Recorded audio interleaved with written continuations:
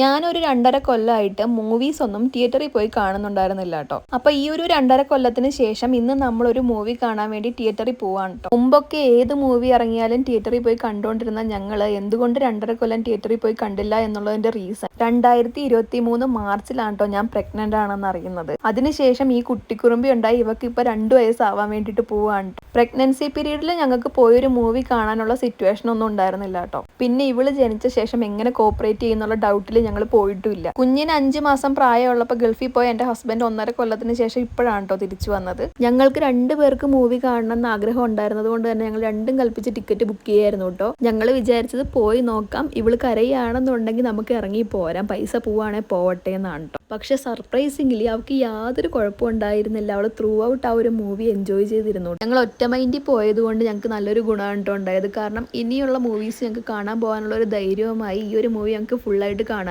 പറ്റിയിട്ടു. സുമതിവളമാണ് കാണാൻ വേണ്ടിയിട്ട് പോയത്. മൂവിനെ പറ്റി പറയുകയാണെങ്കിൽ നല്ലൊരു മൂവിയാണ് കേട്ടോ. അത്യാവശ്യം കോമഡിയും ഹൊററും ഒക്കെ ഉണ്ട്. ഭയങ്കരമായിട്ട് പേടിക്കാനുള്ളതൊന്നും ഇല്ല കേട്ടോ. അപ്പം എന്നെ പോലെ തിയേറ്ററിൽ പോയി മൂവീസ് കണ്ടു കഴിഞ്ഞാൽ കുഞ്ഞുങ്ങൾ കരയോ വഴക്കുണ്ടാക്കുമോ എന്നൊക്കെ ടെൻഷൻ അടിച്ചിരിക്കുന്ന അമ്മമാർ ധൈര്യമായിട്ട് ഒരു തവണ കിട്ടി പോയാൽ പോയി എന്നുള്ള മൈൻഡിലൊന്ന് പോയി കണ്ടു നോക്കട്ടോ. അതുപോലെ കുഞ്ഞുണ്ടായ ശേഷം നിങ്ങൾ തിയേറ്ററിൽ പോയി ആദ്യം കണ്ട മൂവിയുടെ എക്സ്പീരിയൻസ് ഷെയർ ചെയ്യാനും മറക്കല്ലേ.